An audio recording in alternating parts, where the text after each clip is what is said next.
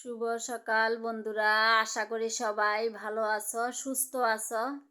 সকাল সকাল ছাদে চলে গেলাম। সকালের শীতকালীন রৌদ্রটা খুবই ভালো লাগে। চারপাশটা একদম কুয়াশা কুয়াশা ভাব। দেখো, আমি চালের গুঁড়াগুলা ছাদে রোদে দিয়ে দিলাম। তো গতকালকে রাতেই এই গুঁড়াগুলা করেছিলাম। আজকে আরও কিছু গুঁড়ো করব, কারণ এইগুলো তো হবে না। শীতে তো অনেক রকমের পিঠা করে সবাই। তো যাই হোক, এইগুলা কিন্তু মাত্র 1 কেজি চাউলের গুঁড়া। আমি আরও 2 কেজি চাউলের গুঁড়া করব। এর চেয়ে যদি বেশি করতাম তাইলে বাইরে থেকে করাই নিয়ে আসতাম, ব্লেন্ডার মেশিনে ঘরে বসেই করে নেব। মাত্র অল্প চাউলের জন্য আর বাইরে যাব না। তো যাই হোক, ঘরে বসে চালগুলোরে শুকাই নিয়ে আমি ব্লেন্ডার করে নিচ্ছিলাম। একটু কাপড়ের মধ্যে আমি পানির জলটা শুকাইয়ে নিলাম। তারপর যেন মেশিনের উপরে চাপ না পড়ে, এই জন্যই আমি 2 দিন ভাগ করে করছি বন্ধুরা। আজকে চাউলগুলা করতে করতে দুপুরটা মানে পার হয়ে গেছে, যার কারণে আমি বিকালবেলা এগুলা চুলার নিচে দিয়েই শুকাই নেব, ভাগ ভাগ করে দেব। আর শীতকালে আমার কাছে পিঠা খেতে খুবই ভালো লাগে, সবার কাছেই ভালো লাগে, শুধু আমার কাছে না।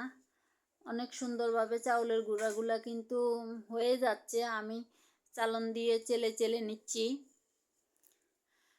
কারণ সারাদিন অনেক কাজ থাকে, অনেক সময় লাগে চাউলের গুঁড়া করতে। ওই জন্য কাজটা শেষ করে তারপরে করতে হয়। আবার রান্না বান্না কত রকমের কাজ থাকে সারাদিন। আর একটু সকালে যদি রোদে না বসি, আগে তো সকালবেলা যাই রোদে বসতাম, অত ভিডিও করা হইতো না। এখন তো বেশিরভাগ সময় রোদ উঠেই না। আজকে অনেক দিন পরে রোদ একটু আসে, আবার আসে না, এরকম আর কি। ওই জন্যেই একটু শরীরে ব্যথা বেদনাটাও বেড়ে গেল। তো রোদে বসলে একটু ব্যথা বেদনাটাও কমে।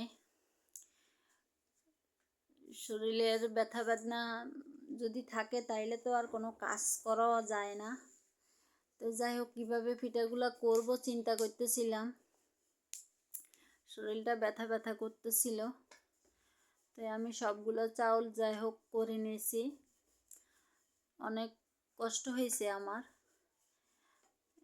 একটু কষ্ট হইলেও এখানে কোনো বালু ধুল পড়ে নাই, যার কারণে নিজের ঘরে করা জিনিস আর বাইরে থেকে করে নিয়ে আসার জিনিস আমার কাছে কেন জানি ভালো লাগে না বাইরের করা। যাই হোক, ভালো না লাগলেও আমাদের করতে হয়। বেশি চাউলের গুঁড়া যখন আমরা করি তখন বাইরেই করতে হয়, কিছু করার থাকে না।